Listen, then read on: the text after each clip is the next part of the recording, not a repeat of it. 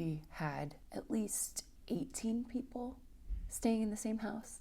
Yeah, that's a lot of people. I had a total meltdown this last week, and I'm here to tell you why that was a good thing. What's up, y'all? It's Rachel Elizabeth, and you're watching Real Talk with Rach, where we talk about real things, because it's the real, hard, honest, vulnerable things that get us deeper in relationship with others and deeper in intimacy with God. This past week was a lot. It was a lot of things, a lot of really, really good things, but it also brought up quite a bit. And by that, I don't mean secrets or things I didn't know about. It was just really hard. As grateful as I am to be under the same roof as family, 18 people is a lot, even if they are family.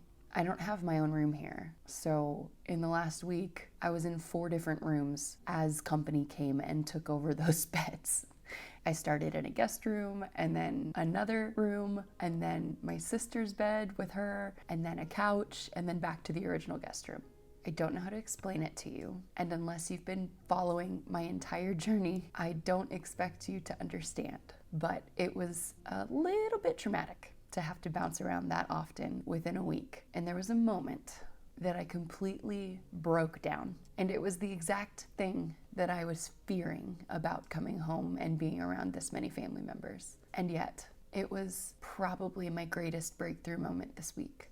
What had happened was I was talking about the moving around situation with some of my extended family members who have not been through the same thing, about how I have had symptoms of PTSD from being on the road, where I was learning to depend on God and learning to trust Him with everything in a greater and deeper way, and He was stretching my faith. All these really good things don't negate the very real trauma my flesh was going through. So, in trying to explain this, questions were brought up, which is completely understandable, but those questions fed this fear of being misunderstood.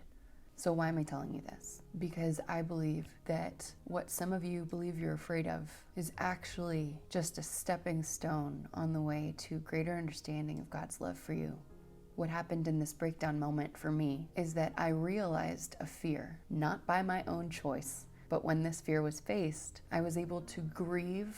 I was able to take it to Jesus. I was forced to be really honest with Him again in a deeper way than I even knew I needed to be. And I saw His kindness in it. I've talked about similar things before, but I want to suggest to you today that sometimes it is the mercy of God, it is the kindness of God to allow us to grieve something that we didn't know we needed to grieve, to feel a pain, to feel a deep hurt that we didn't know we needed to feel. Because in that, He is so graciously, gently, and faithfully digging up the junk in old wounds that needs to be removed so that we can fully heal and so that we can grow in understanding of His goodness. So in a nutshell, what had happened was I was sitting at the table with some extended family members. Questions were asked, and then one of them tried to relate to me with something that only felt cruel.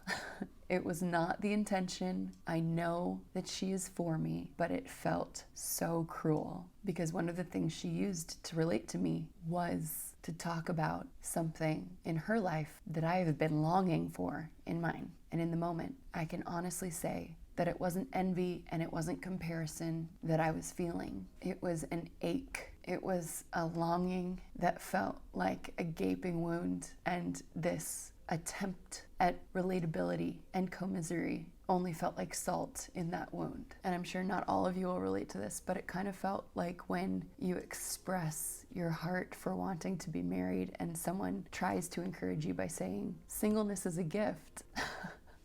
Of course it is. But in that moment of sharing your heart, there's a longing that still has hope deferred, that makes the heart sick, that has not been fulfilled yet. And that longing can be very painful. So all that to say, when that happened, I had to get away. And when I did, I just broke down, grieving, gave it all to God, surrendered again, and just had this really honest, raw, painful moment. And He met me in that place with joy. It doesn't make any sense outside of a kingdom perspective, but I felt the presence of God meet me there, and I laughed. And it was a laughter coming from a sense of his presence and love and purpose and plan. Nothing that we go through is a surprise to him. He doesn't choose horrible things for us to go through because he wants us to be in pain, but he will allow them and walk with us through them in order to shape us into his likeness. And for the record, it is much better when you choose to do that willingly rather than being unwilling and him dragging you along. Since that moment, I've moved rooms a couple times, but I've had so much more peace.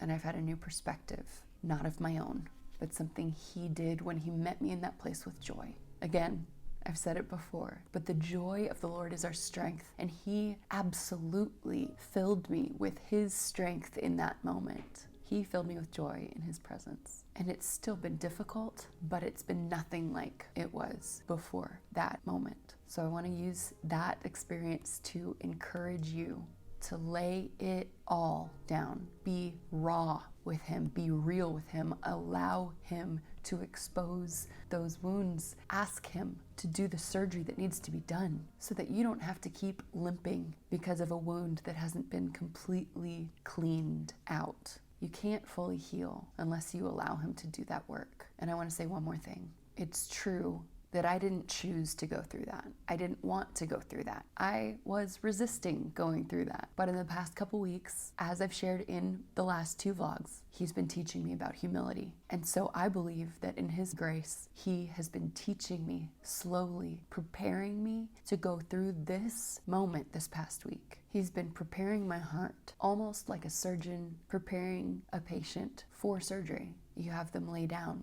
you give them the anesthesia, and then you do the work. Granted, this was still painful, but I still believe he was preparing me for it, because when it did happen, I wasn't angry at him, and he was able to do the deep work he needed to do in my heart. Does this mean I will never go through something like that again?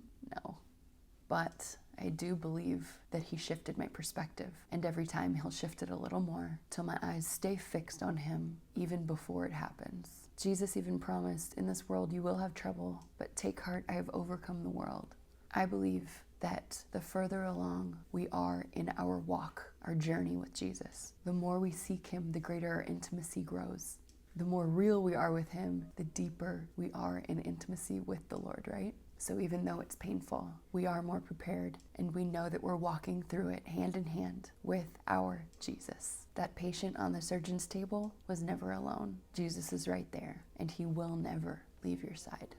And lastly, on a little bit more of an upbeat, positive note, he is faithful. His mercies are new every morning. We're being prepared daily for greater and greater things. We only go from strength to strength, from glory to glory. Things aren't getting worse. Things are getting better. And the more joy we have in the Lord, the more we'll be able to endure with a strength that is otherworldly. I believe that comes from a heart that's fully surrendered to whatever he wants to do. It's a patient that's not fighting to go into surgery. It's a patient who willingly gets on the surgeon's table. There may be pain in the night, but joy comes in the morning. Blessed are those who hunger and thirst for righteousness. They will be filled. My friends, there is no one and nothing more valuable than Jesus, and knowing him more deeply every day. That is what my life is for. And if nothing else, my hope for these videos is that every week they bring you a little bit closer to Jesus, a little bit deeper in intimacy with your Savior. If you like this video, give it a thumbs up, subscribe to my channel, and share it with a friend who needs it. If you want to support this ministry in any way, there are links in the description box below and in the link in my Instagram bio. I love you and I'm praying for you. Have a great week.